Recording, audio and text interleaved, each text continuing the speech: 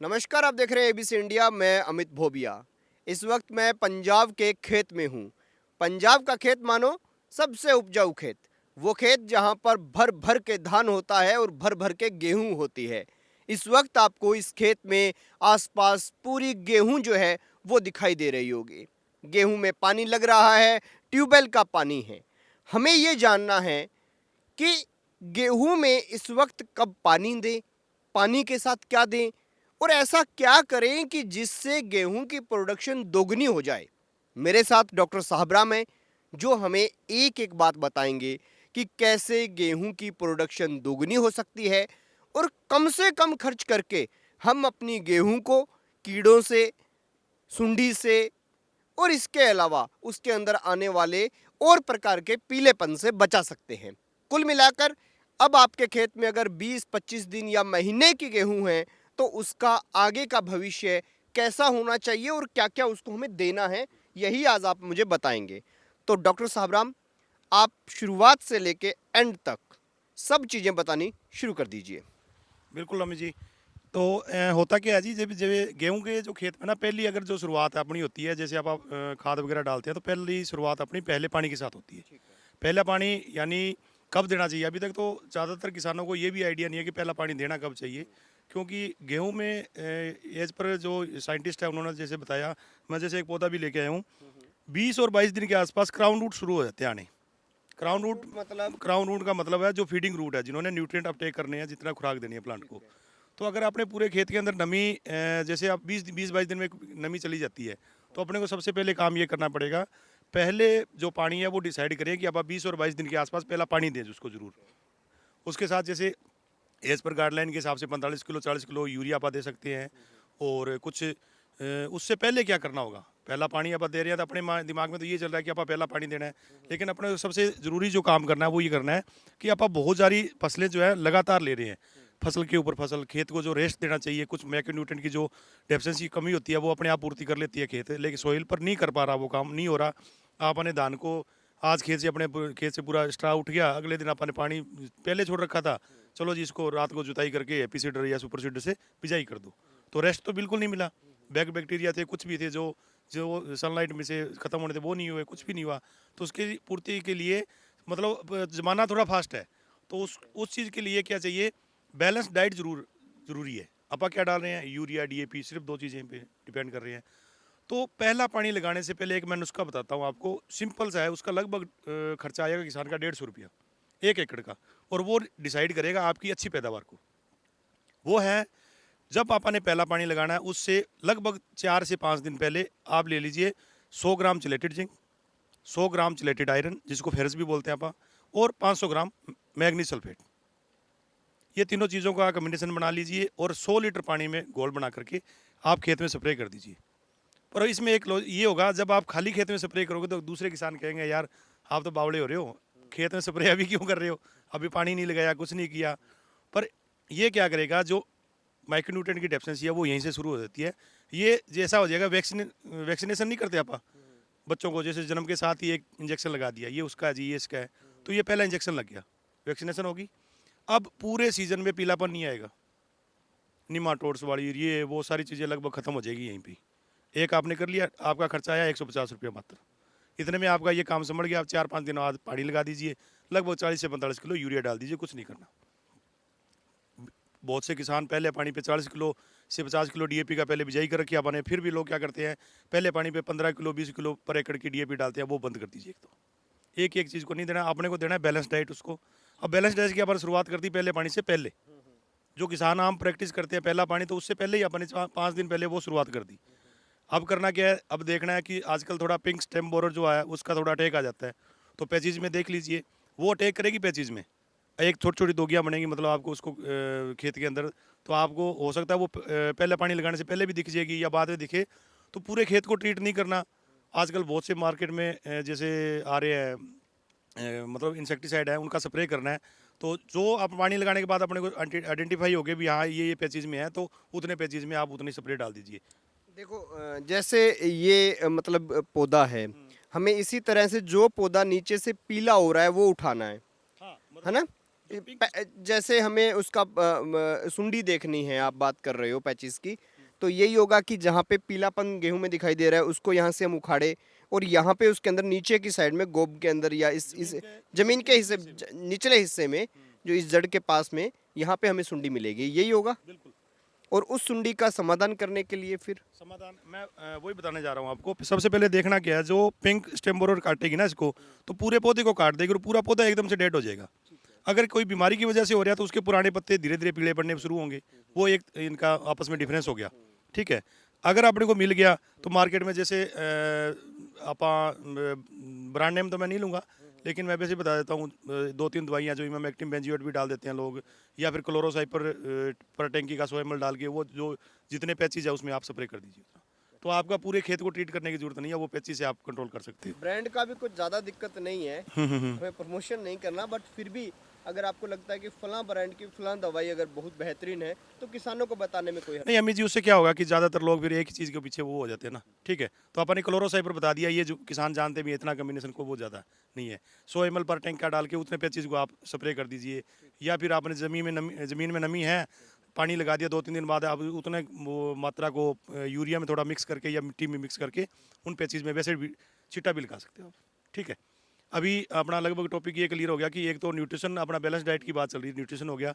और न्यूट्रिशन होने के बाद अभी अगली स्टेज जो स्टेज आती है, दूसरा पानी जब लगाते हैं उससे पहले आता है वीड का, आता है कि उसमें बाथू वगैरह, और कुछ खेतों में जंगली जई का भी प्रॉब्लम बहुत ज़्यादा है, तो वो आजकल दवाइयाँ आ रही हैं, कुछ बिजाई के साथ स्प्रे हो जाती हैं। अब ज़्यादा डीपली नहीं जाती, इतना तो किसान भी जानते हैं। वो वीड मैनेजमेंट है, मतलब अब खरपतवार को कंट्रोल करना जरूरी है। आप जो संकरी चौड़ी पत्ती के जितने भी खरपतवार है उनके लिए आप पहले उसी टाइम पे स्प्रे कर लीजिए, पहला पानी लगाने के बाद, जिसमें बाथू मेनली बाथू ही है या जंगली पालक है, ये 2 चीज़ों का आप कर लीजिए। उसके बाद रहेगा दूसरा पानी, जैसे आप लगाते हैं तो उसमें सेम वही करना अपने को, थोड़ा जितनी यूरिया को उतना की यूज़ करना है, कम से कम ज़्यादा नहीं लेके जाना। लगभग मैं राय दूंगा 35 से 40 किलो यूरिया डाल दीजिए, बहुत है। आपके कहते हैं ज़्यादा ही सैंडी सोइल है, वो ज़मीन में नमी कम रखती है, न्यूट्रिएंट कम रहते हैं, तो आप थोड़ी यूरिया बढ़ा सकते हो, नहीं तो कोई ज़रूरत नहीं है। इसके बाद में जैसे दूसरे पानी के बाद का आपने बता दिया, सुंडी को मारने का बता दिया, दूसरे पानी के बाद में कुछ खेत में कब डालना होता है, क्या डालना होता है? दूसरा पानी हो गया, उसके बाद यूरिया डाल दी, फिर दोबारा तीसरा पानी, चौथा पानी, उसका क्या शेड्यूल रहता है? पानी का तो लगभग सोइल टू सोइल वेरी करता है। जहाँ हैवी सोइल है तो उसमें फार्मर जो है 3 से 4 पानी में गेहूँ को पका लेते हैं, और अगर अपने को लग रहा है थोड़ी लाइट सोइल है तो उसमें पानी अपने को 5 से 6 भी देने पड़ते हैं। तो वो थोड़ा किसान देख लेते हैं अभी नमी कितनी है, खेत सूख गया नहीं सूख गया, उसके हिसाब से देना है। बाकी अगर जैसे अपना नॉर्मल जो बात चल रही थी, दूसरा पानी लगा दिया तो उसके बाद क्या है, अपने जंगली जई या अपने गुल्ली डंडे के लिए आप स्प्रे करते हैं, वो वाली स्प्रे कर लीजिए। और उसमें भी 2-3 तरह की वैरायटी आती है, जो अपने खेत में सूटेबल है उसका कीजिए आप, ज़्यादा पैसे लगाने की जरूरत नहीं है। अभी रह गया कि फिर से एक बार और थोड़ा माइक्रो न्यूट्रेंट की जरूरत है, अपन यूरिया डीएपी उसकी पूरी कर रहे हैं। उस टाइम पे अपने को करना क्या है, 1 किलो मैग्नीज और 500 ग्राम यूरिया ले लीजिए उसमें, जो आप खेत में डालते हैं, ये दोनों का 100 लीटर पानी में घोल बना के फिर स्प्रे कर दीजिए। मतलब जब गोब बनता है, पॉलिनेशन स्टेज और वो सब, उसी टाइम के लिए आप बता रहे हो? नहीं, उससे पहले। उससे पहले बता रहे हो? हाँ, ये प्री मतलब गब्बे वाली जो स्टेज है उससे थोड़ा प्री स्टेज है, उसमें आपने कर दिया। लगभग 60-65 दिन पे जाके, 65 दिन पे गेहूँ जो है अपनी हाइट एक लेवल पे जाके रोक लेगी, और उसमें वो गब्बे वाली प्रिपरेशन शुरू हो जाएगी। उस स्टेज में क्या करना है, एक तो अपने को हल्का फुल्का खेत में नमी अपने को रखनी चाहिए, नमी का पूरा ध्यान रखें। और कुछ एक न्यूट्रिएंट है उसके बाद भी अपने को डालने हैं। अगर अपने को लगने लगे भी हाँ अभी 70 दिन के आसपास मोटा मोटा मान लेते हैं गेहूँ, 70 दिन के या 75 दिन पे गेहूँ आ गई, उसके बाद आप क्या करना है, उसमें पोटासियम सल्फेट आता है 13-0-45 का, एक खाली स्प्रे लगा दीजिए, मार्केट में लगभग 100-125 रुपये मिल जाता है। 1 किलो 100 लीटर पानी में मिला के फिर स्प्रे कर दीजिए। ये अपना लगभग जो मैनेजमेंट है कंप्लीट हो गया न्यूट्रिशन का। इसके लिए फार्मर क्या करते हैं, पीजीआर है और बहुत से डीप बहुत बहुत महंगे महंगे खर्चे करते हैं। ये आप इन चीज़ों से लगभग अपने अभी तक जो खर्चा बताया मेरे ख्याल से 3-350 रुपये से ऊपर नहीं गया होगा। इनसे आप कंट्रोल कर सकते हैं ये चीज़ें अपना, मतलब फर्टिलाइजर का मैनेजमेंट हो गया, फोलियर का। सोइल में अपन जो डीएपी वो डाली वो अलग है। फिर रह गया अभी लास्ट में 2-3 चीज़ें आती हैं, वो जैसे आप डिस्कस हो रहा था कि अपन क्या करना। अभी महीना जैसे फरवरी से निकल के आप मार्च की तरफ आते हैं तो धीरे धीरे थोड़ा मौसम में बदलाव आएगा, स्ट्रेस में भी आएगी गेहूँ। एकदम से कई बार क्या होता है, धूप थोड़ी ज़्यादा निकलने लग जाती है, तो बिल्कुल ठंड से एकदम धूप में आएगी, गब्बे वाली स्टेज है, मतलब उससे थोड़ा आगे जा रही है, निसारे पे आ गई गेहूँ, तो ये सारी चीज़ों में थोड़ा अपने को करना क्या है, एक तो वीडीसाइड कोई भी यूज़ नहीं करना।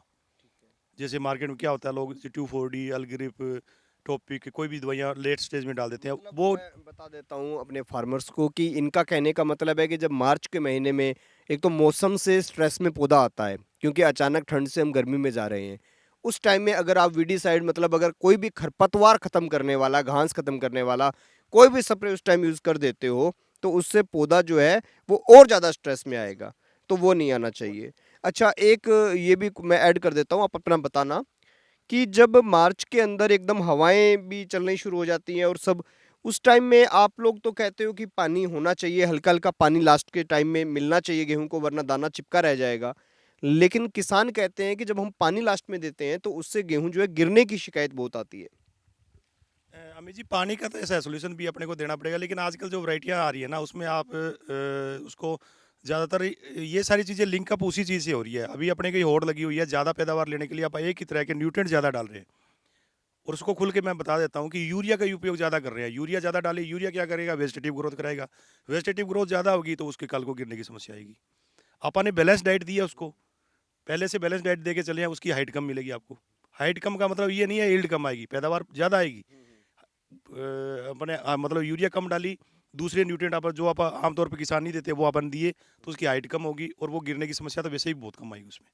ये तो देखो प्रकृति के साथ तो है, प्रकृति पे है कि अगर थोड़ा बहुत तो पानी लगा दिया और बहुत ज़्यादा तेज़ हवा चल गई तो गिर भी सकती है, पर देना ज़रूरी है, पानी देना पड़ेगा अपने को, क्योंकि इधर से एकदम से टेम्परेचर बढ़ रहा है और आप पानी रोक के बैठे हैं, तो वो कहीं ना कहीं अपनी पैदावार पे इम्पैक्ट डालेगी। मार्च के महीने में कोई दवाई या कुछ डालना होता है कि नहीं डालना होता?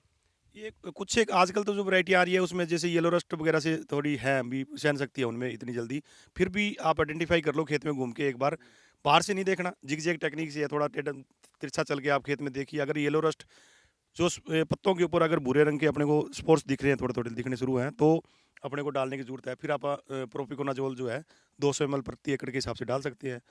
और अगर इसके अल्टरनेट में आप करना चाहें, लगभग अपने को लग रहा है मार्च के महीने में, तो आप एक दूसरा भी कर सकते हैं कि जोक्सिस्ट्रोबिन प्लस डाइफेनाकोनाजोल एक टेक्निकल आता है, उसका स्प्रे कर सकते हैं 200 ml प्रति एकड़ के। थोड़ा खर्चा ज़्यादा बढ़ेगा, लेकिन उसमें जो जोक्सिस्ट्रोबिन है वो स्ट्रेस से बचाएगा गेहूँ को, मेच्योरिटी पे टाइम पे लेके जाएगा, तो आपको सही समय पे पकेगी और डिजीज से भी कंट्रोल मिलेगा, बीमारियाँ भी कम आएंगी। एक चीज़ इन्होंने इस बातचीत में अच्छी बताई कि जब भी आप किसी भी बीमारी को आइडेंटिफाई करो, किसी भी प्रकार से गेहूं के अंदर कुछ देखना है, तो ऐसा नहीं कि एक लाइन में चल दिए। हमेशा खेत के अंदर घुसो तो पहले सीधा फिर टेढ़ा, फिर सीधा फिर टेढ़ा, इस तरह से घूमते हुए आपको सारे खेत को एनालाइज करना होता है। उससे लगभग हम खेत का हर हिस्सा जो है वो कवर कर लेते हैं और उससे हमें ज़्यादा चीज़ें जो है वो पता चलती है। तो डॉक्टर साहबराम ने आपको लगभग सारी बातें बता दी गेहूं के बारे में। देखो, ज़्यादा खर्चा करना ये हमारा मकसद नहीं होना चाहिए। कम खर्चे में अच्छी प्रोडक्शन लेना, प्लस में कम यूरिया और ये खाद वगैरह डाल के अच्छी प्रोडक्शन लेना, जिससे हमारी ज़मीनें हमारी आने वाली पीढ़ी के लिए सुरक्षित रहे, ये चीज़ें ज़रूरी होती हैं।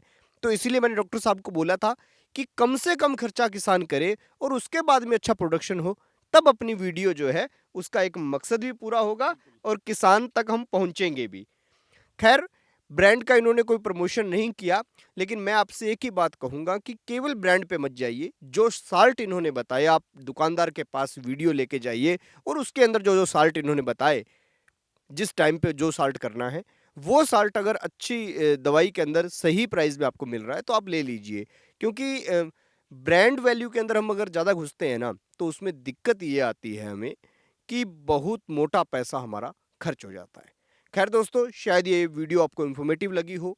हमने बहुत आसानी से, बहुत ईजी तरीके से वीडियो बनाने का प्रयास किया और बिल्कुल देसी भाषा में, ताकि आपको सारी की सारी चीज़ें समझ आए। फिर भी आपका कोई सवाल हो तो कमेंट बॉक्स में बताना। हम एक सप्ताह बाद आपके सब सवालों का जवाब एक वीडियो के अंदर ज़रूर देंगे। देखते रहिए ABC इंडिया।